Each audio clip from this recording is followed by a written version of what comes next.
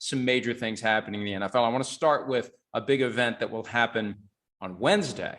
U.S. House Committee on Oversight and Reform having a public hearing on the Washington Commanders situation, from the misconduct that allegedly happened, as investigated for 10 months by Beth Wilkinson, the NFL's handling of the information, including my belief that all of it was hidden in order to protect Daniel Snyder now and other owners in the future from ever being in a situation like this, where a disgruntled employee makes a complaint and the next thing you know, there's a full-blown audit of the business. The next thing you know, they find something that forces the owner to sell. So they've tried to keep all of that buried underground since July 1 of last year. That's what they're looking into. The commissioner has agreed to testify. Daniel Snyder said no. On Friday, the chairperson of the Oversight Committee urged him to reconsider. To a little surprise, he once again has said no. The committee spokesperson says that Snyder is afraid to testify and that he has something to hide. Well, yes, he does have something to hide.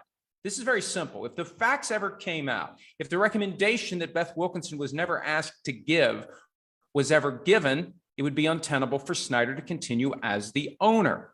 The parallel to the John Gruden situation is obvious. Once the Gruden emails became public, he couldn't continue as coach of the Raiders. There's a chance that Mark Davis, the owner of the team, after receiving the information from the league regarding emails that had been sent, horribly inappropriate emails, by Gruden before he was coach of the Raiders, Davis would have said, really has nothing to do with the job that he's doing now. It's something that happened years ago. It's something that predated his employment with the team. There's no evidence he's done anything here that would require any action, so I'm just not doing anything about it. And we never would have known about it. Once it was leaked, it became untenable for Gruden to continue. So once we know, presumably, the things that Beth Wilkinson found, the recommendations she would have made if she had been asked to make recommendations, Snyder would have to sell. Plain and simple. So Snyder choosing the path of lesser consequence. From a PR standpoint, from a legal standpoint, from a practical business standpoint, it's better for him to not testify than to show up and say things. Either tell the truth and end up being forced to sell the team, or maybe not tell the truth and end up having a different kind of problem.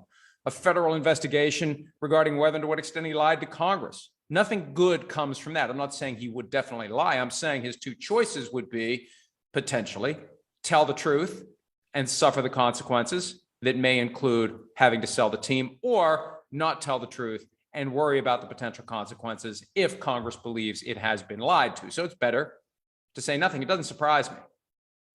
I'm more surprised that the commissioner is going to participate.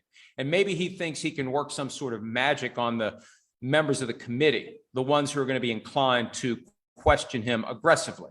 Maybe he'll be able to pull it off, but he won't be able to get away with his standard press conference approach of offering up a word salad, a non-responsive answer to a question that he doesn't want to give a clear answer to. He will be pushed, I presume, on many things regarding the Washington Commanders situation, on how the emails from that investigation got weaponized against John Gruden. He's going to have to be ready to answer that. He's going to have to be ready to answer all sorts of things. My guess is he has spent plenty of time preparing and will spend plenty more time preparing to testify on Wednesday in the hopes of it going better than maybe it could if they do manage to get him to answer some of the tough questions.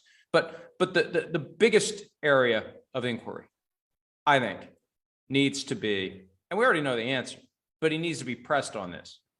The ridiculous notion that because some current or former employees of the Washington Commanders requested anonymity as part of Beth Wilkinson's investigation, that means that all facts secured from any witnesses, whether they wanted to be anonymous or not, had to be hidden forever. That just makes no sense. It doesn't logically follow. And there are other examples out there of situations where people who wanted to remain anonymous in an investigation just had their name changed. That's all you have to do. And there have been some statements from the lawyers who represent these persons who worked for the Washington Commanders that they didn't want all of this to be quiet and silent. They just wanted their names to be left out of it. So I expect Roger Goodell to be questioned aggressively on that, on the Gruden emails, and on anything else that may come up. But it's going to be a compelling day, and we'll break it all down here and at PFT once it does happen, assuming that Goodell does indeed testify. For now, we assume he will. There's no reason to think he won't. But once he does, it will be time to not just get your popcorn ready and see Goodell get grilled by Congress for the first time since 2009, but digesting the aftermath. What did he say, and what does it all really mean, and where does it go from here? Hi, I'm Mike Tirico, and thanks for watching. Make sure to hit subscribe for the latest news and highlights from NBC Sports.